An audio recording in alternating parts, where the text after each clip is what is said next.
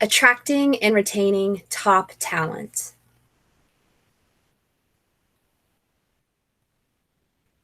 In this course, we'll discuss how to attract top talent. What are the keys for recruiting top talent, including best candidate sourcing techniques, how to filter talent via pre-employment hiring options, how to create a strong interview pipeline, and mistakes to avoid. We'll also discuss steps to retain great employees, including employee retention strategies, prioritizing solutions, and minimizing employee turnover. First, how do you attract top talents to your company or organization? One way is to advertise on social media to your advantage. You can advertise your organization's culture, echo your talent's needs, skills, and attitudes as it relates to your brand. You can really advertise your work culture. This is a chance for you to identify and amplify what makes your organization good to work for. You need to know your employee value proposition. You can use your employees as brand ambassadors for hiring. See if they know anyone in their field who might be a good fit. Clearly communicate what you want in a new job. Show candidates that you value work-life balance and individuality. And develop engaging new experiences for your top talents. If you want to attract and employ top talent, you must first create an organization that top talent wants to be a part of. So before you can convey your vision and mission to prospective recruits, you need to personally understand your company's vision and mission. Make sure you have clarity on values and goals. If you haven't already done so, invest in advertising your branding. Once you're ready to move to recruiting talent, make sure you write a clear job description, exactly what you need. Use proactive candidate sourcing. Use pre-employment hiring options. Build a strong interview pipeline, and then provide a job offer for the right talent.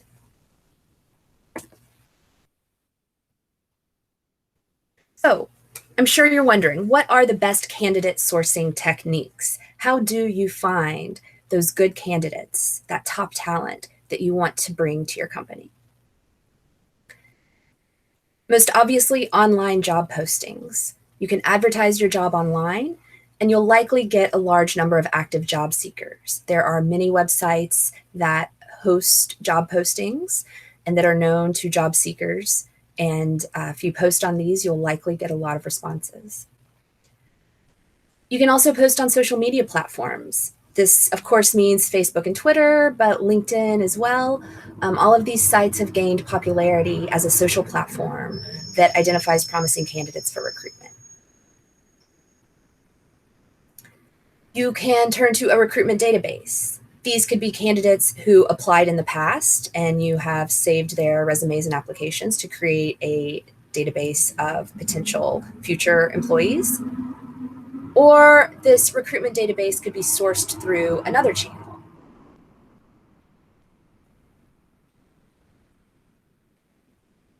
Once you have established a recruitment database, you can turn to this database first to begin the search. Another opportunity is employee referrals. Quite often, your existing employees will know not only what kind of candidates you need in order to get the work done, but also who they might have worked with in other positions that would be a good fit. So never underestimate the source of employee referrals. You can also rely on a recruiter network. So collaborating with recruiting agencies or a recruiting network can prove to be a great source for prospective candidates. Once you have a list of candidates that you're interested in learning more about to see if they're a good fit, you can filter talent through a pre-employment hiring options. One way to do this is online tests. You can test their skills like language and grammar, basic computer skills like Microsoft Office or typing, or even higher level technical skills in coding or developing, whatever your needs are. You can also give them a personality test. You can find out how achievement oriented they are, how motivated they are, if they are customer service oriented. You can see where they rank on leadership skills and tendencies. And you can also assess their aptitude. You can do this through a problem-solving test, a reasoning skills test, or any kind of online test that asks them to sustain focus. Lots of these tests are available online, so you should be able to find one that works for your specific needs. Once you're ready to start interviewing, you want to institute a strong interview pipeline. First, establish what you're looking for in a candidate before they come in. You yourself or the hiring committee, the interviewing committee, needs to have a very clear understanding of what you need. Make sure you plan the on-site interview model well, especially if you're interviewing numerous candidates, running over time or not having pens or a whiteboard when you need it. All of these things will delay the process. So plan your model well, make sure you have everything you need ready to go, and everyone you need understands their role clearly. Standardize your questions. When you're interviewing, it's best to ask the questions the same way to each candidate to ensure that you are not subtly changing the question in the way you ask it and giving them each an equal opportunity to reply to the same question. It also makes it go quicker for you. Evaluate different areas: cultural, behavior, and skill fit. Remember, it's not just about who has the skills your company needs. It's about how they fit into your workplace's culture and how their attitude and behavior is. Create an atmosphere for sharing information by eliminating barriers between you and the applicant. Try to make sure the applicant is comfortable and warm.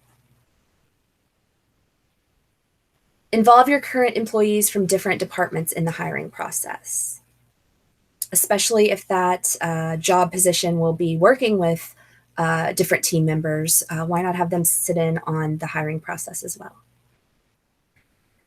Make sure you follow interview guidelines and document the interview for evaluation after ending the interview. If you're interviewing lots of people, by the 6th or 7th candidate, they'll all start to run together, so notes are important. What are some mistakes to avoid during recruitment? First and foremost, make sure you're not asking any illegal or wrong interview questions. Another common mistake is not considering the cultural fit, not recruiting for the cultural benefit. Another frequent mistake is relying solely on the interview. You also need to make sure they have good skills.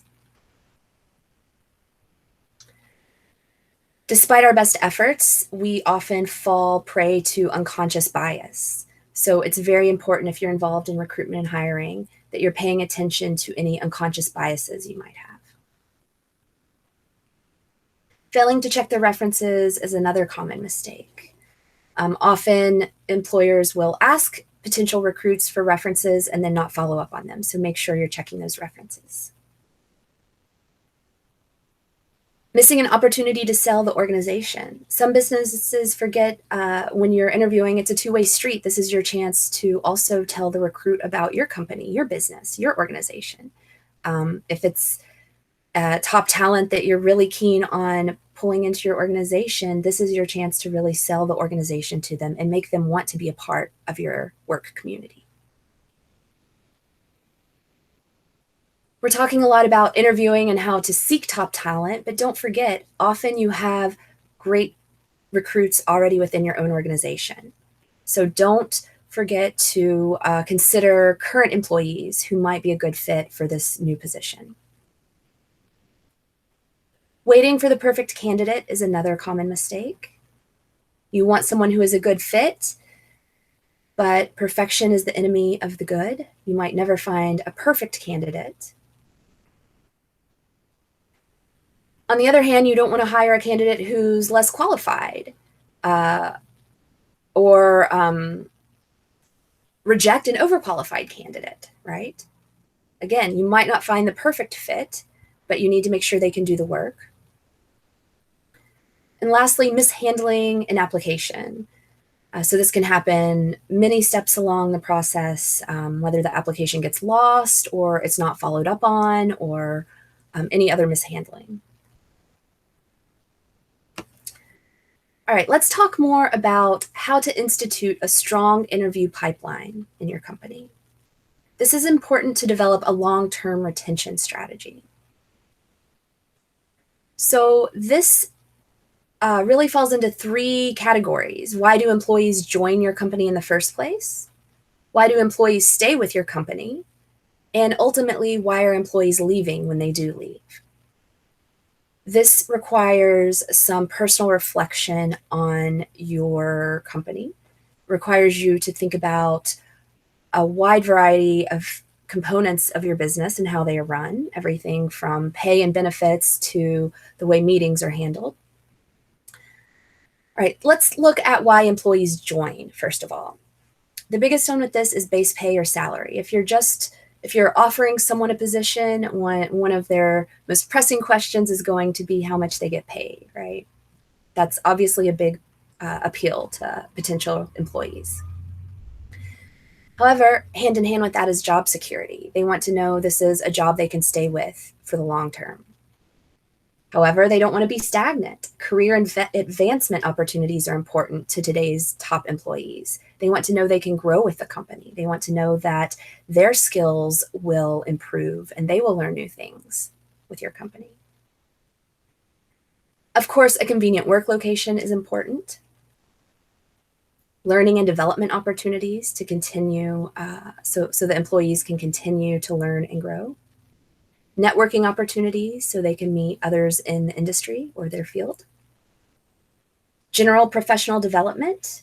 This can be in the form of supporting their attendance at further learning workshops or even hosting events yourself.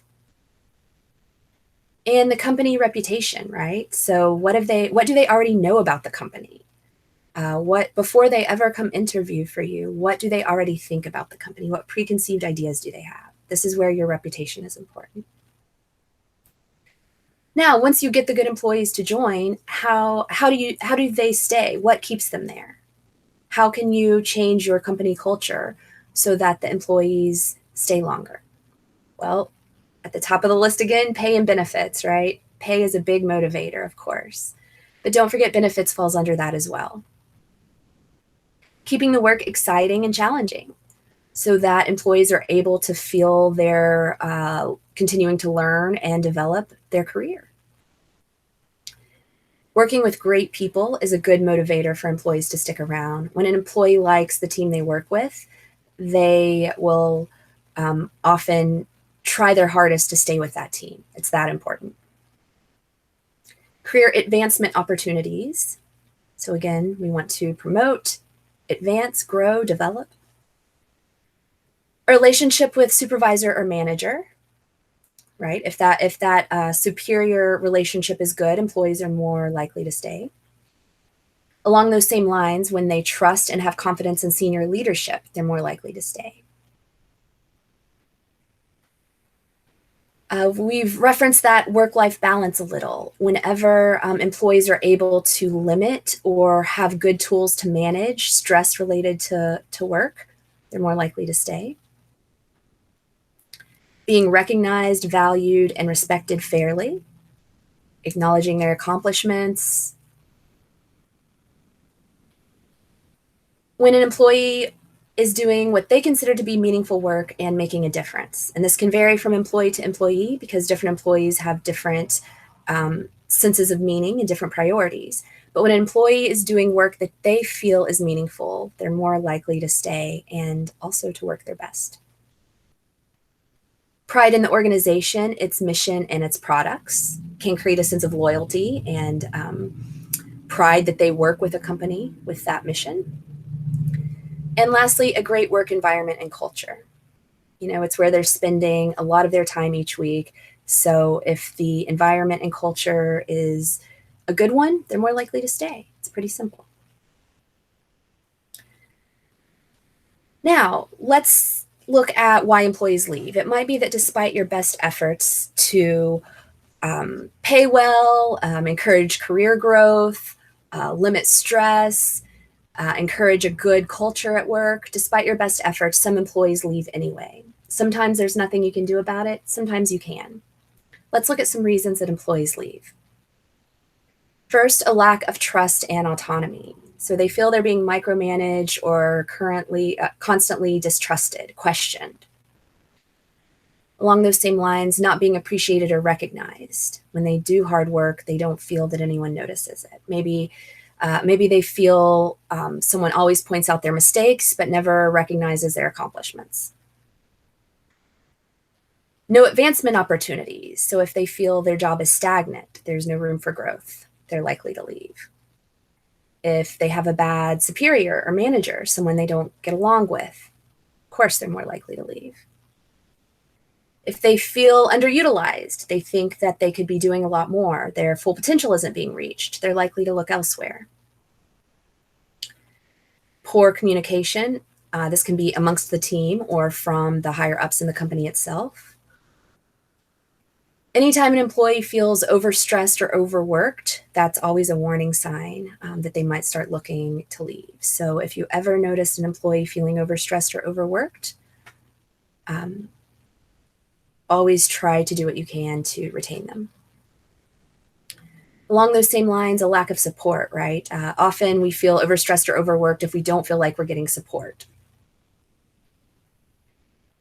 Work-life balance is important today. Everyone needs to have time to relax and spend with friends and family and pay attention to their health.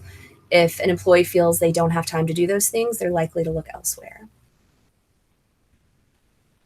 If the work is uninspiring or unhealthy, the work culture or the work environment is unhealthy or uninspiring, they'll look elsewhere. If they feel disconnected from personal or professional goals, they'll likely look for another job. And lastly, and one that you probably have the least amount of control over, is a change in an employee's personal life. So maybe an employee gets married, maybe an employee is moving. As an employer, you can't really do much about this category, but you need to be aware they do happen. So how can you retain good employees? Well, here are the top 20 employee retention strategies we want to share with you. 1, hiring the right people.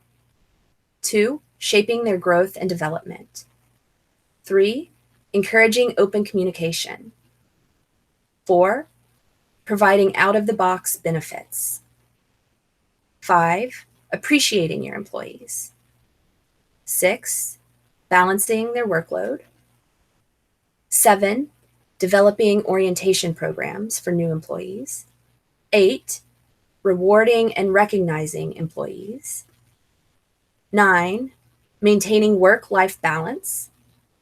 10, initiating a mentor or buddy culture. 11, encouraging teamwork. 12, bonding with employees. 13, living up to their expectations. 14, providing monetary benefits. 15, practicing a feedback culture, so giving them feedback on their performance in a positive, constructive way.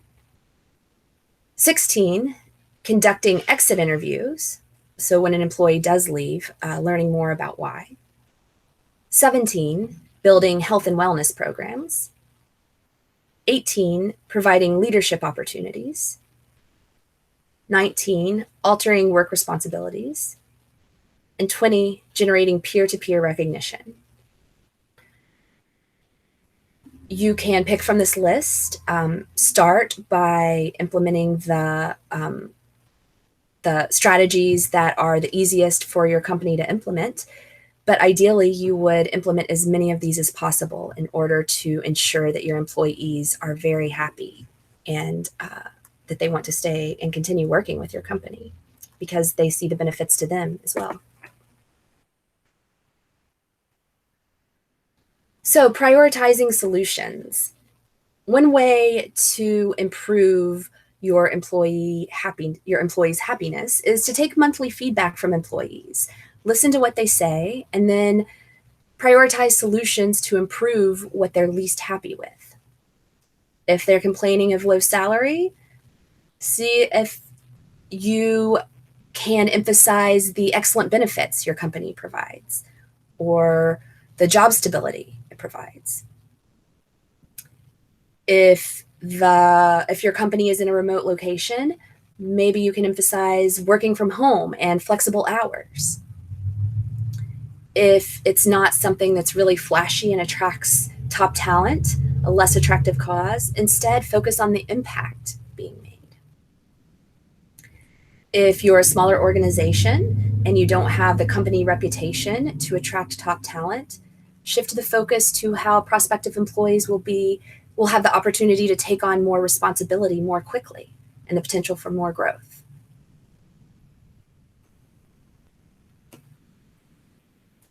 Ultimately, one of the best ways to retain top talent is by minimizing employee turnover. If you're hiring good employees and you're keeping them happy and retaining them, that goes a long way towards stability for your workplace. So, what are some ways to minimize employee turnover? First, recognize and link attractive pay to excellent performance and celebrate success. 2, offer an attractive competitive benefits package. Consider benefits such as life insurance, vacation, paid vacation, and flexible working hours. Think about what your employees most want and try to find a way to offer that to them. 3, nurture and celebrate organization traditions. Celebrate success even when your company achieves a small milestone and include the employees in that celebration. 4, make the promotion system fair and make sure employees know exactly what they need to do to get ready for the next opportunity.